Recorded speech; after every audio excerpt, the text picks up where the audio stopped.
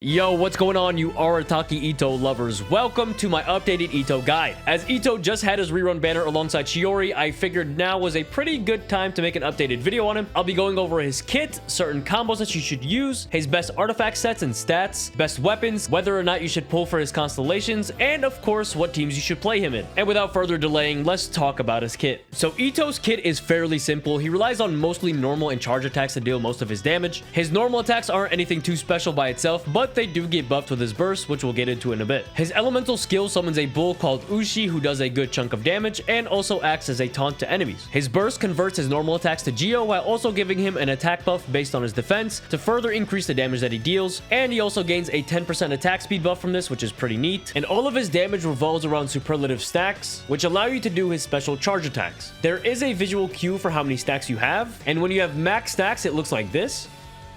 Now, there's a few ways to get these stacks, and you're able to hold a maximum of 5 stacks. The first way, only when you're in your burst will your first and third hits of your normal attack combo give you a stack. When you're not in your burst, your second and your fourth hit will give you a stack. You also gain a stack from damaging an opponent with Ushi. Also, Ushi can give you a stack if he gets hit since he taunts enemies, and you'll be able to gain a stack this way once every 2 seconds. Once Ushi's HP either reaches 0 or when his duration ends, you will gain another superlative stack, and that is it. So, as you can see, there's a lot of ways to gain superlative stacks, which in turn will allow you to use more charge attacks on Itto, resulting in more damage. Itto's passives are pretty good as well, with the first one being another attack speed buff while using his charge attacks in his burst state for a maximum buff of 30%. He also gets some resistance to interruption, which most of the time you'll probably be running a shielder, but nonetheless, not a bad thing to have. His second passive increases his charge attack damage by 35% of Itto's defense, which is just a nice boost to his burst damage. And his most important passive, more wood. Yay. Okay, now that you actually know what Itto does, how exactly do you play him and what combos do you want to be using? So Itto has quite a few different combos that you can use depending on what's easier for you. I will show you one combo at C1 since that's what I have. I'll put up the notations on screen so you can follow what's going on, but if you really want to optimize this, I will leave a link in the description to Kaching mains. They go fully in depth about all of his combos, and you can pick which one you think is the easiest for you and does a decent amount of damage. I will say having C1 does change his combos a little bit, but generally most people are going to have C0, so make sure to check out Kaching mains to see what works for you. Moving on to Itto's artifact sets and stats, it's going to be pretty self-explanatory. His best in slot is of course going to be the 4-piece Husk of Opulent Dreams, as it provides 30% defense and then an additional 24% defense and 24% geo damage at 4 stacks. So if you really want to main Itto, this should be your final goal, is a 4-piece Husk. But in the meantime, if you want to mix 2 pieces while you're farming for Husk, you could do a 2-piece Husk and a 2-piece Archaic Petra. It is a pretty good combo, and if you're a psycho and you actually have a retracing bolide set, then first of all,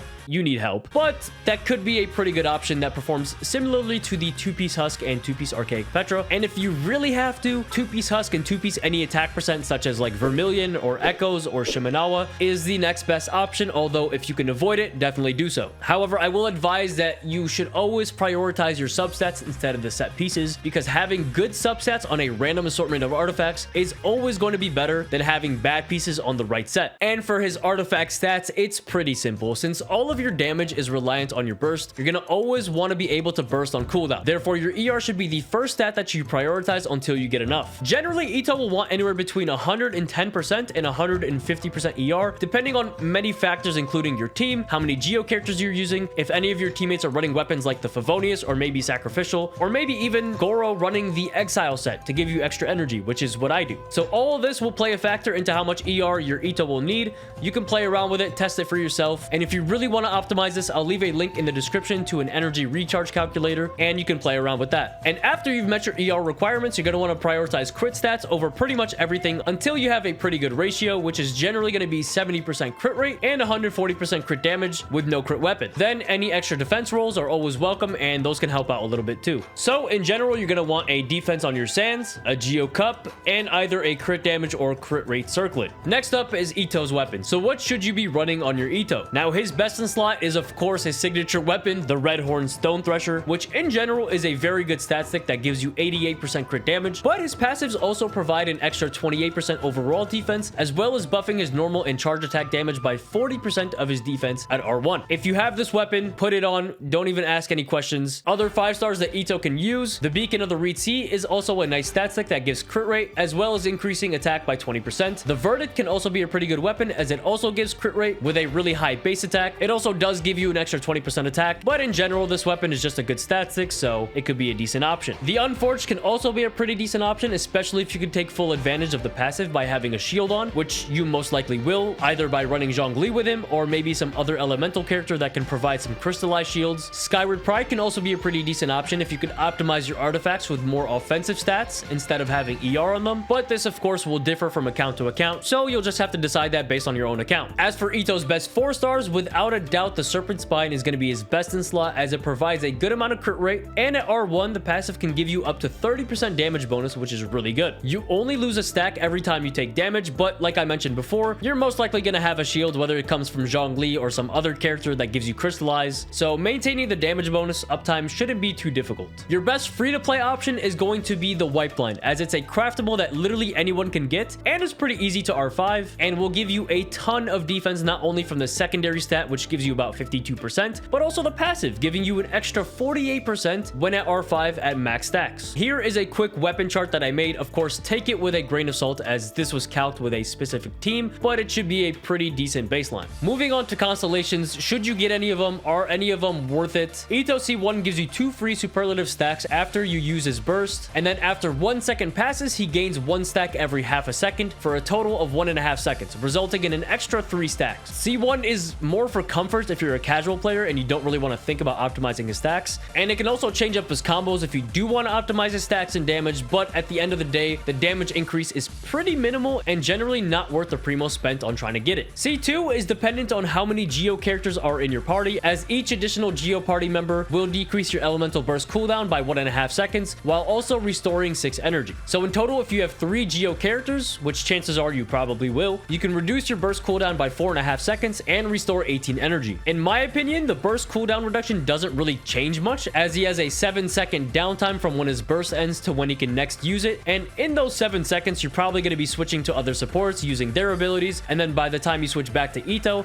his burst is going to be up anyways, so I feel like this is a waste. The 18 energy gain, however, can be pretty decent if you're running triple Geo and you have absolutely no energy recharge, but most of the time, you'll have enough ER anyways, which makes this constellation not very good. C3 increases your elemental skill talent by 3 levels, which is a decent damage increase for Ushi. Next up, your C4 makes it so when Itto's burst ends, everyone in the party gets a 20% buff to their attack and defense. While this can buff some units' damage like Chiori or Albedo, the increase isn't nearly worth it for the primos that you'd have to spend. C5 also increases your burst talent level by 3, which gives you more attack bonus based off of Itto's defense, which is just a little bit of a damage boost to his charge attacks. And C6 is probably the only constellation that is quote-unquote worth it, but obviously the cost of getting all the way to C6 is way too much for a majority of people to even want to consider, including me. And what C6 does is it gives your Itto 70% extra crit damage on his charge attacks, while also making it to where when you use your charge attacks while you're in your burst, Itto has a 50% chance to not consume a superlative stack. Now, I'm sure you've seen those clips of people doing like 25 plus charge attacks in a row because of the RNG that's tied to this constellation, which can make this constellation very fun. C6 also does make your combos completely unpredictable, but it honestly doesn't even matter that much, as you're just outputting a lot more damage overall. Moving on to Itto's teams, there will almost never be a situation when you are not running Goro in an Itto team, unless you want to play a cope team, which is entirely up to you. Although I don't recommend it, but listen, we all play cope teams from time to time. I get it. Goro is essentially the Itto support unit, as his elemental skill provides a nice flat defense buff, and one of his passives gives a 25% team-wide defense buff as well. Goro's buffs become even better with more Geo units in the team, most notably getting 15% Geo damage bonus for having 3 Geo characters in your party, and when Goro's at C6, he can also give you an extra 40% crit damage to your Geo attacks when you have 3 Geo characters in your team. So all around, whether he's C0 or C6, he is going to be Itto's best teammate. You can also run Noblesse on him for the extra attack buff, or you can run Exile, like I said before, to relieve Itto of some of the ER needs that he might need, as well as running maybe Favonius to help even further. Next up, Zhongli is always a good support for quite literally 90% of the cast, and Itto is no exception. Not only does he help with survivability, but he also provides the 20% elemental resistance shred from his kit, as well as enabling the Geo resonance buff, which allows you to deal 15% more damage and decreases Geo resistance by another 20% while being protected with a shield. So you can't really go wrong with picking Zhongli. You can never go wrong with picking Zhongli. Yes. Of course, now with the new unit Chiori being released, she'll have a more favorable spot in Itto's teams as opposed to Albedo, although they both work pretty well, and you can't really go wrong with picking Albedo if, let's say, maybe you don't have Chiori or you don't want to pull for her, However, Albedo will still be a great option as he will be able to provide more geoparticles for the rest of your team while also dealing decent off-field damage. But if you do have Chiori, then she will be the better option of the two. Ningguang and GeoMC can also be pretty good burst support slash sub DPS options, with GeoMC also being able to provide a crit rate buff for your teammates, which can be helpful if your Itto's lacking in crit. The only Geo character I wouldn't recommend at all with Itto would be Yunjin, as she only buffs normal attacks and most of Itto's damage is reliant on his charge attacks, so they don't really work very well together. Oh, and I guess Noelle as well. They're both selfish and want to be on field, and that just doesn't work together. Now, if you want to use teammates that aren't Geo, you can run Bennett for the extra attack buffs and the healing that he provides. Fischl can also be a good off-field DPS that will generate a lot of particles for your team, and maybe even somebody like Kuki that can give you some crystallized shields while also providing some healing. There are other decent teammates that aren't Geo that you can use as your last slot, but generally Mono Geo is going to be the one you want to go with. If you really wanted to, you could do a team with like Itto and Goro alongside maybe somebody like Bennett and Xiangling. I know, right? Bennett, Xiangling. Wow, who would have thought? Original! Although you'd probably be doing less damage than some of his other optimal teams, as well as probably running into difficulties trying to have enough ER on everybody to be able to burst on cooldown, so I don't really recommend this too much. And that's really about it for the teams. You can play around with some different teams that you might like, but in the end, pretty much nothing's gonna beat out either the full Mono Geo team or the triple Geo teams. Also, here's my Itto build if you're wondering what it looks like. Since Chiori just came out, I figured I'd do a little bit of an Abyss showcase with her and Itto. I do want to mention that I do have C1 on my Itto, but you can expect the damage to be very similar to a C0 Itto, so it doesn't really matter that much. And yeah.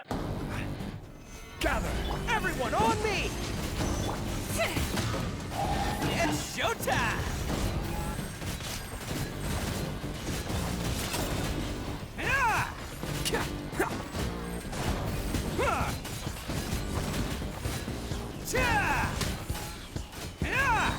I will have order.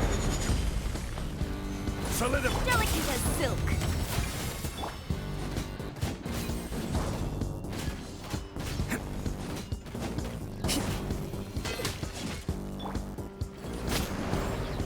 Gather. Rally. Oh, coming through.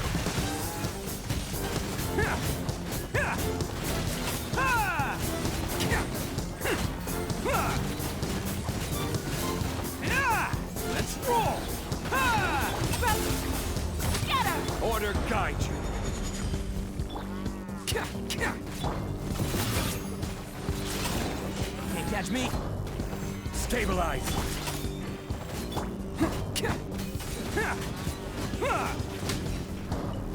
Your journey ends Some target here. practice. Solidify. Raise the Your storm! sacrifice is ready. Pull in. Press the advantage. Let's do it. Who wants some of this? Let's roll!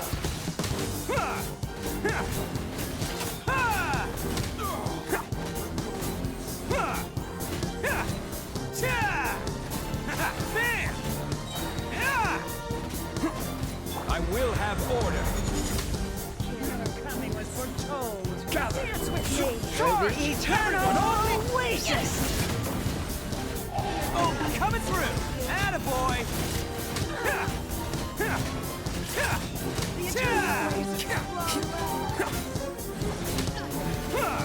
Not done yet. Bam! I am the cutting edge of fashion. Order guide you. Lend me a hand. Gather. Charge! Everyone on me! Who wants some of this? Bam!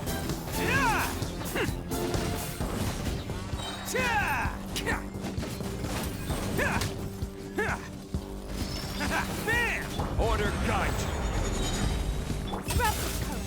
Scatter!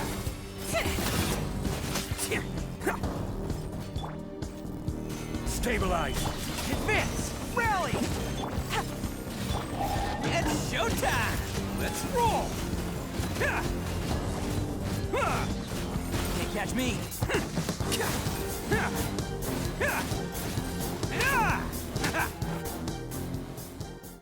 As always, I appreciate everyone who made it to the end of the video. This is the first guide that I've made on the channel, with hopefully many more to come for both Genshin and Honkai Star Rail. So if you enjoyed the content and want to catch the future videos, a like and a sub is always appreciated. I also do stream on Twitch, so if you want to swing by and hang out or maybe ask me anything, my link is in the description. Anyways, once again, thank you guys so much, and I'll catch you in the next video. Peace.